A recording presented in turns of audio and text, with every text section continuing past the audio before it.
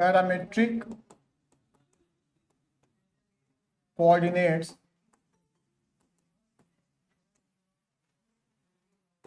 In a parabola.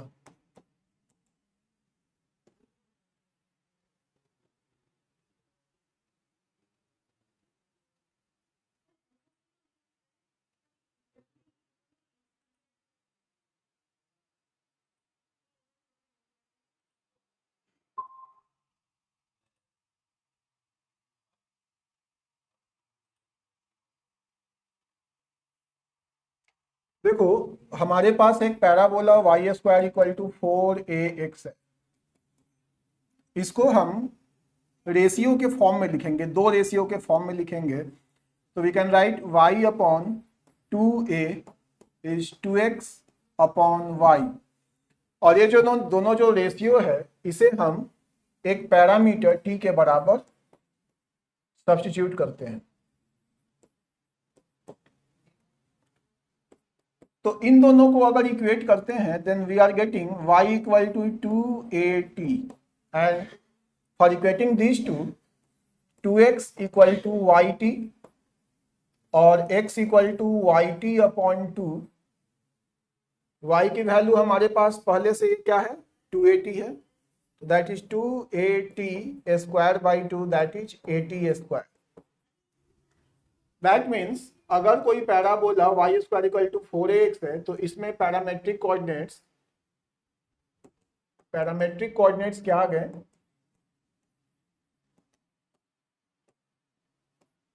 Cartesian coordinate क्या है, x comma Y, parametric आ गया 80 स्क्वायर कॉमा 280। ठीक है, नोट करो, फिर आगे चलते हैं दूसरे फॉर्म में।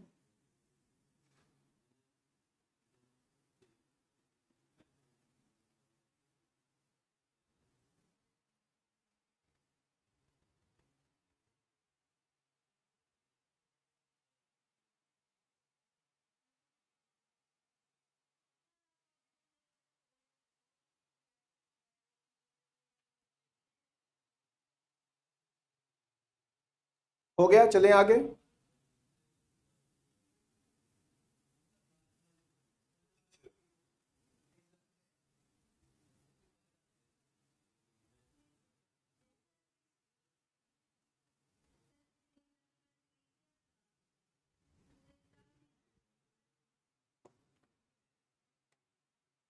Y square equal to 4ax, इसके लिए क्या था हमारा, x comma y 80 square comma 280।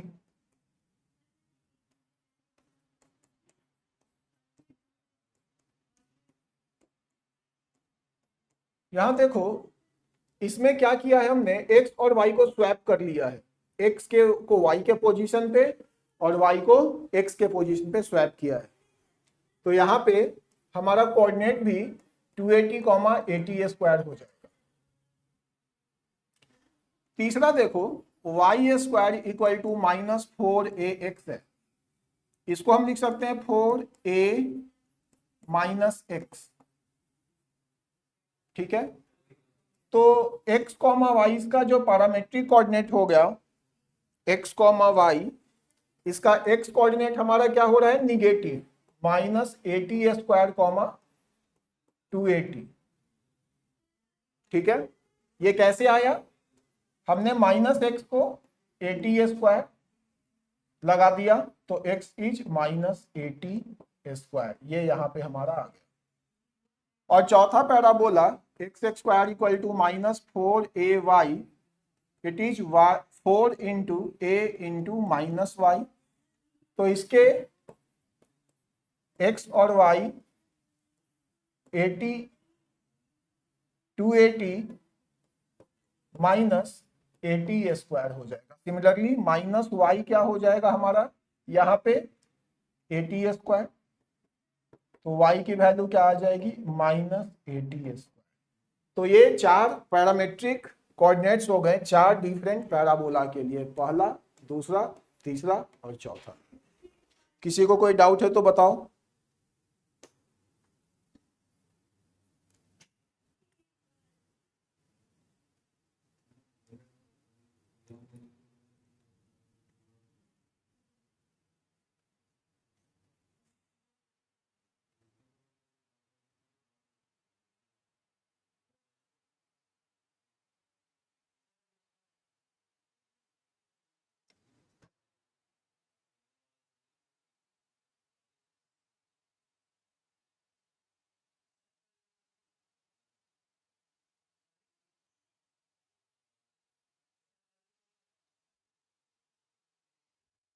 आगे चलें, नोट हो गया।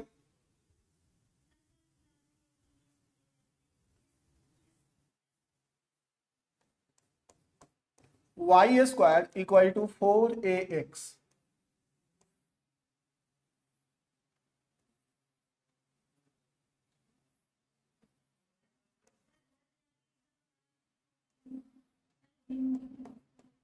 ए t one square comma 2a t1, इस पॉइंट को जनरली हम p ब्रैकेट t1 भी लिखते हैं।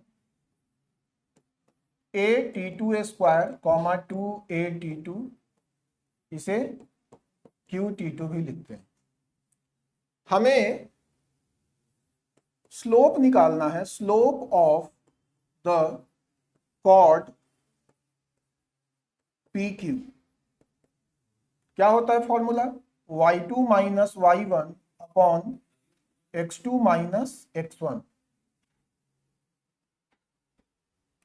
2a t1 minus 2a t2 upon a t1 square minus a t2 square. This is the slope. 2a common लिया, t1 minus t2, और यहाँ पे a कॉमन लिया, t1 minus t2 and t1 plus t2, cancelled out. 2 upon t1 plus t2, इसे याद रखना, जरूरी नहीं है याद रखना, बट अगर तुम याद रखते हो तो थोड़ा सा कैलकुलेशन में स्पीड आएगी। तो this is the slope of chord. Note करो फास्ट।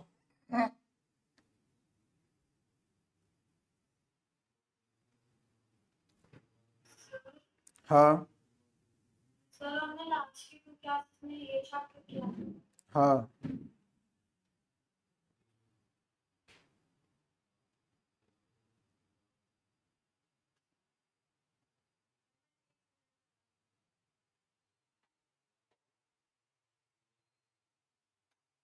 चलें आगे।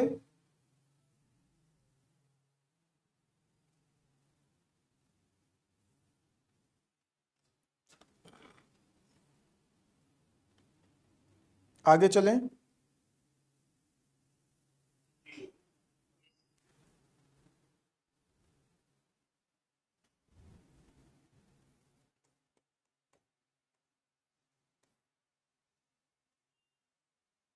ये एक पैराबोला है,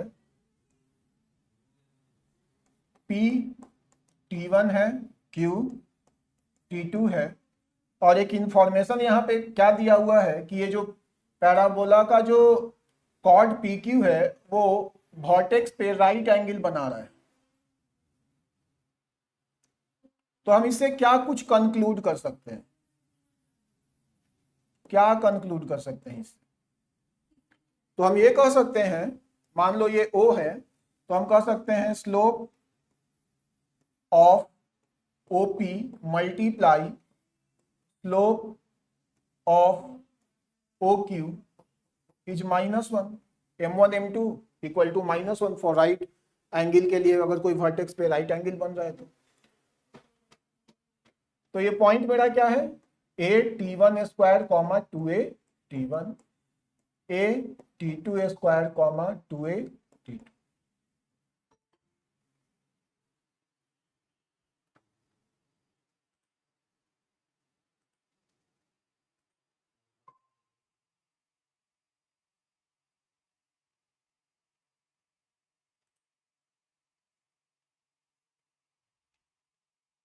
तो स्लोप ऑफ ओपी क्या आ जाएगा?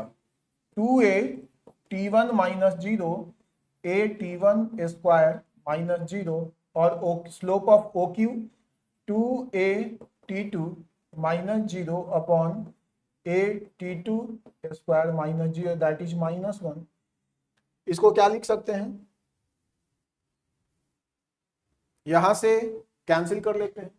2a t1 by a t1 square and 2a t2 by a t2 square equal to -1। a से a कैंसिल हो गया, a से a कैंसिल हो गया, t1 वन टाइम यहाँ पे और t2 वन टाइम यहाँ पे कैंसिल हो गया। तो मेरे पास क्या इंड रिजल्ट आया? t1 t2 equal to -4। ये सारी चीजें याद रहनी चाहिए, अदरवाइज इसी को कैलकुलेट करने में 30-40 सेकेंड लगाओगे एग्जाम में। नोट करो इसे। कब के लिए है? जब कोई कॉर्ड 90 डिग्री सबटेंड करे वर्टेक्स पे। फिर एक क्वेश्चन पे आते हैं।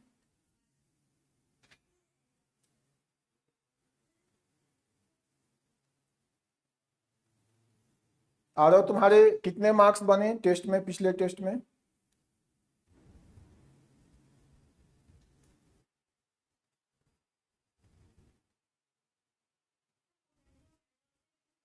आरव,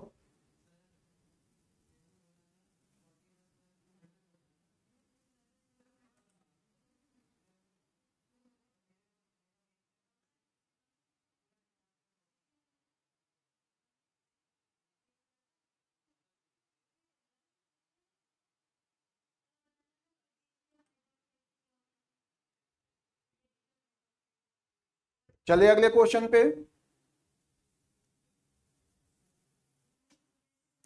एक क्वेश्चन है हमारे पास, find the locus of middle point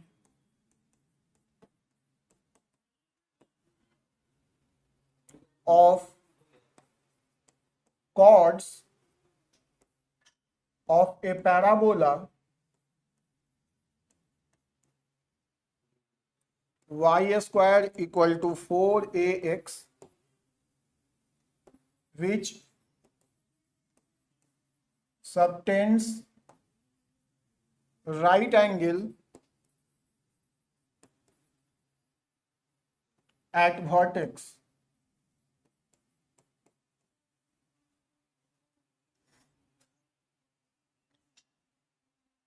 right angle eight vertex. इसे देखो, मैं एक्सप्लेन कर रहा हूं। देखो, हमारे पास एक पैराबोला है और इसके कॉर्ड के मिड पॉइंट का लोकस चाहिए हमें। मान लो ये मिड पॉइंट है, ये पॉइंट T1 है, that is A T1 square comma 2A T1 Q T2 A T2 square comma 2A T2। मान लिया mid point H comma K है जिसका लोकस निकालना है और राइट एंगल है। तो मेरे पास एक नोन इंफॉर्मेशन क्या है? T1 into T2 equal to -4। H को क्या लिख सकते हैं? मिड पॉइंट फॉर्मूला से H को लिख सकते हैं A T1 square plus A T2 square by 2 और K को लिख सकते हैं 2A T1 plus 2A T2 divided by 2। तो देखो यहां क्या आ रहा है, 2H divided by A is T1 plus T1 square plus T2 square, और यहां पे क्या बन रहा है हमारा K अपॉन A। 2 तो कॉमन लेके कैंसिल हो जाएगा, A कॉमन लेके नीचे आ जाएंगे। K upon A is T1 plus T2। अब मुझे इन दोनों रिलेशनशिप को यूज करके T को रिप्लेस कर देना है और डायरेक्ट एक रिलेशनशिप लिख लेना है H और K के टर्म में। ठीक है, तो यहां देखो, अगर मैं T1 plus T2 whole square लिखता हूं यहां से, तो ये क्या आएगा K square by A square, और ये बनेगा क्या T1 square plus T2 square plus 2 T1 T2 that is K square by A square. यहां से T1 plus T2 T1 square plus T2 square हमारा क्या आ रहा है 2H बाई A, और ये वैल्यू T1 T2 का क्या पता है -4 K square by A square. तो ये क्या निकल के आ रहा है हमारा, H को X से रिप्लेस कर देंगे -8 और K को Y से रिप्लेस कर देंगे। ठीक है, ये क्या आ गया, ये भी हमारा एक पैराबोला ही निकल के आया।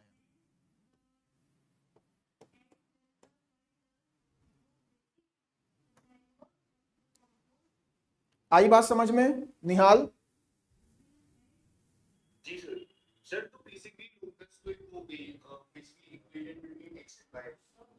हाँ, जिस पॉइंट का लोकस निकालना होता है उसे हम एच और के निकालते हैं, एच और के सब्स्टिट्यूट करते हैं, और उसके बाद जो भी गिवन इंफॉर्मेशन है और जो हम डिराइव कर सकते हैं उन दोनों को उसमें इंप्लीमेंट कर देते हैं, और इंप्लीमेंट करने के बाद जो डमी वेरिएबल है या जो पैरामीटर है उसको हटा के और डायरेक्ट रिलेशनशिप लिख लेते हैं एच और के टर्म में, और फिर फाइनली एच और के को एक्स और वाई से रिप्लेस कर देते हैं, वही हमारा लोकस आता है।